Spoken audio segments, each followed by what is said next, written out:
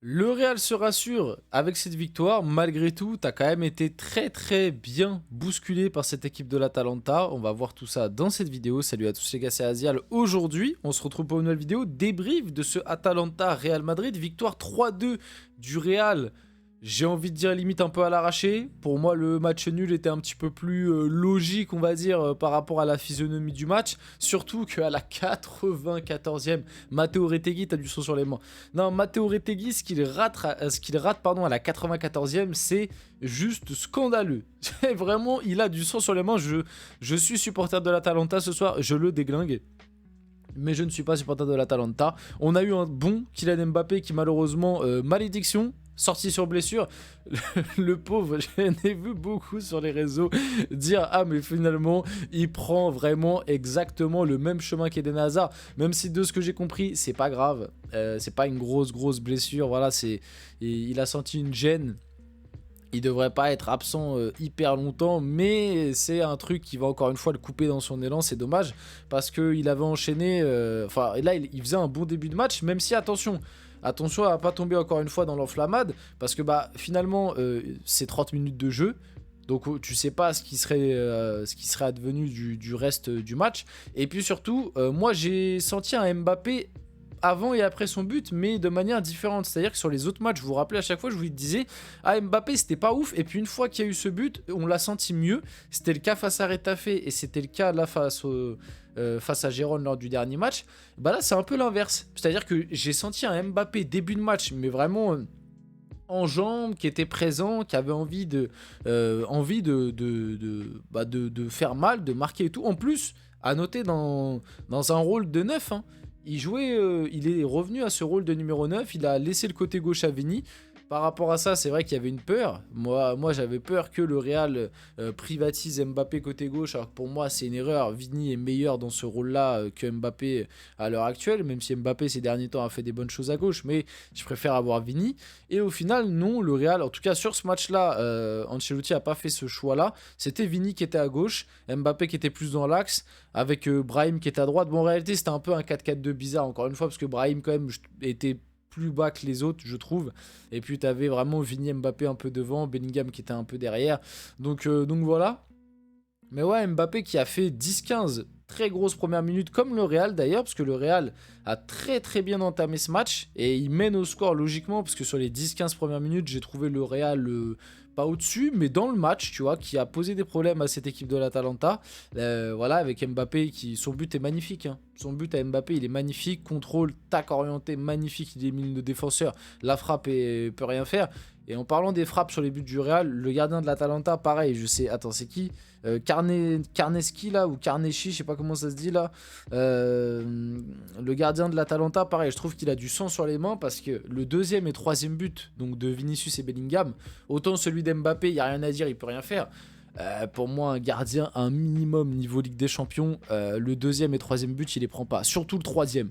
Surtout le troisième de Bellingham, c'est pas normal. C'est pas normal, un gardien de niveau Ligue des Champions qui prenne ce but-là. La frappe, ok, la frappe, elle est spontanée, pied gauche et tout, mais elle est sur lui. Elle lui passe sous le bras, elle est sur lui, normalement il doit l'arrêter. Et pareil, celle de Vini, pied gauche là, sur une erreur d'ailleurs. Franchement, les buts de la. À part le premier de Mbappé qui est magnifique et tout, rien à dire, les deux autres buts du Real, c'est quand même des sacrés cadeaux, je trouve, de la part de l'Atalanta. Maintenant, un Real qui a été en mode Real aujourd'hui finalement.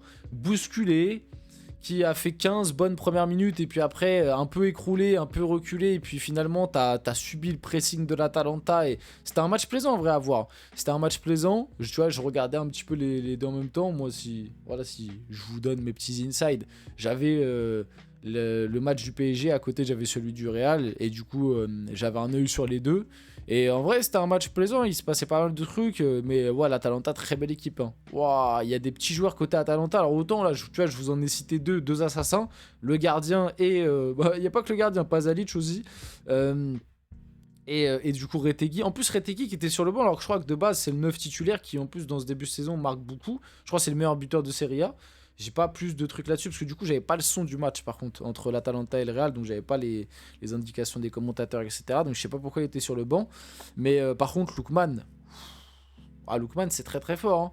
finalement, Lookman au PSG, je pense qu'il y a beaucoup de supporters parisiens qui sont en train de se gratter la tête parce qu'un Lookman là cette année dans l'équipe aurait fait énormément de bien. Non, franchement, Lookman c'est très très très solide, hein. C'est très très très solide. Mais ouais, cette équipe de l'Atalanta qui a des petits joueurs sympas, qui a proposé du beau jeu, pressing, marquage individuel, pressing très haut, ça a allé chercher, ça a harcelé, ça s'est procuré beaucoup d'occasions, énormément, donc voilà. D'ailleurs, on va le voir après, je crois, j'ai vite fait sur FootMob, j'ai vu, tu regardes la domination du match, l'Atalanta a dominé le Real sur quasi l'ensemble du match, c'est assez impressionnant.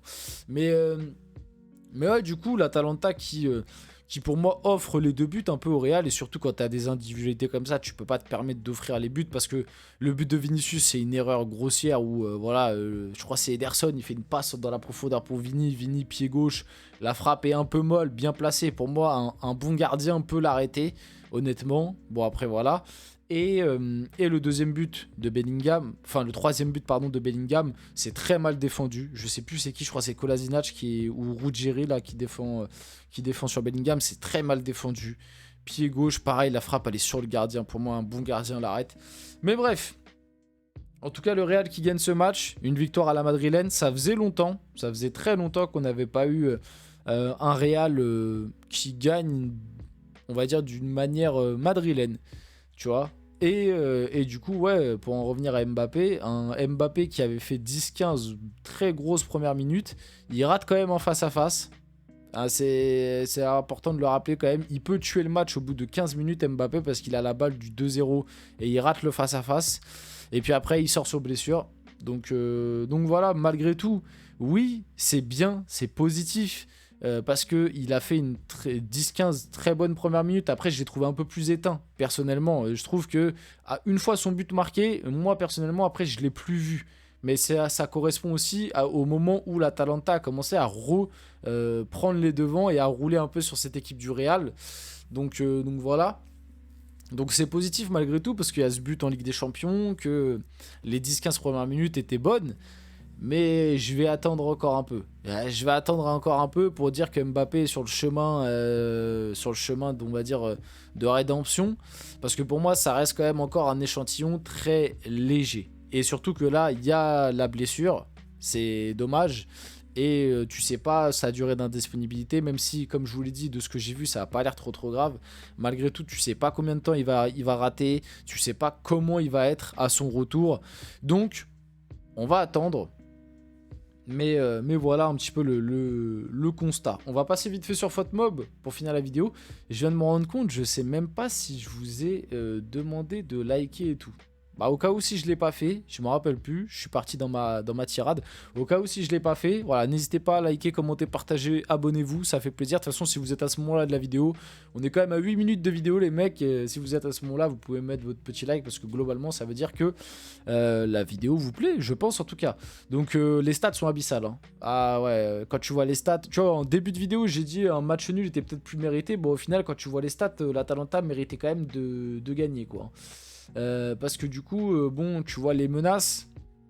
Donc globalement, c'est la domination. Bon, voilà, tu vois, le Real a très bien commencé. Et puis après, l'Atalanta a pris le truc. Et puis l'Atalanta a dominé l'entièreté de la rencontre, quoi. Quasiment, il y a eu quelques pics à des moments de 2-3 minutes. Mais globalement, l'Atalanta, en fait, a dominé l'ensemble de la rencontre.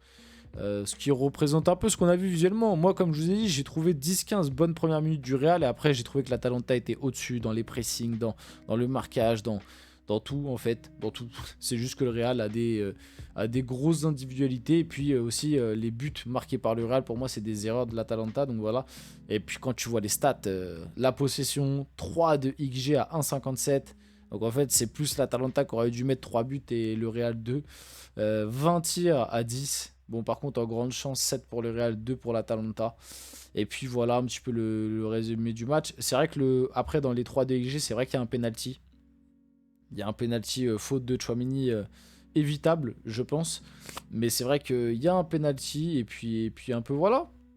Voilà, en vrai, je pense qu'on a fait le tour. Bellingham, homme du match, je pense que c'est mérité. Parce que Bellingham a encore une fois été très très fort. Ceballos, il lui met sorti sur blessure, pareil. Je crois que Ceballos n'est pas sorti sur blessure, hein. C'est un peu pareil que dans mon autre débrief du PSG. D'ailleurs, si vous ne l'avez pas vu, n'hésitez pas à aller le voir. Il va sortir normalement quasiment en même temps. Ils ont mis Nuno Mendes sorti sur blessure. Nuno Mendes n'est pas sorti sur blessure, mais il me semble pas que Ceballos soit sorti sur blessure. En tout cas, voilà, niveau note, moi, côté Atalanta, bon, bah, celui qui pour moi est vraiment sorti du lot, c'est Lookman. Lookman, très très solide. Après, globalement, c'est une belle équipe, mais Lookman, moi, c'est vraiment celui qui est sorti du lot. Vini, qui n'était pas à 100%, on l'a senti quand même pour son retour. Bellingham, très fort. Brahim Diaz, qui a fait un très bon début de match aussi. Et puis après, globalement, voilà. Courtois, qui encore une fois en Ligue des Champions, a fait ses parades. Mbappé, qui avait fait 20 bonnes premières minutes. Rodrigo, rentré très compliqué. Rodrigo, la rentrée à la place d'Mbappé, elle est très compliquée. Et du coup, voilà, on va finir le débrief là-dessus. J'espère qu'il vous a plu. Si c'est le cas, n'hésitez pas à le liker, à vous abonner. Les gars, c'était Asial. Et on se retrouve très rapidement pour une prochaine vidéo.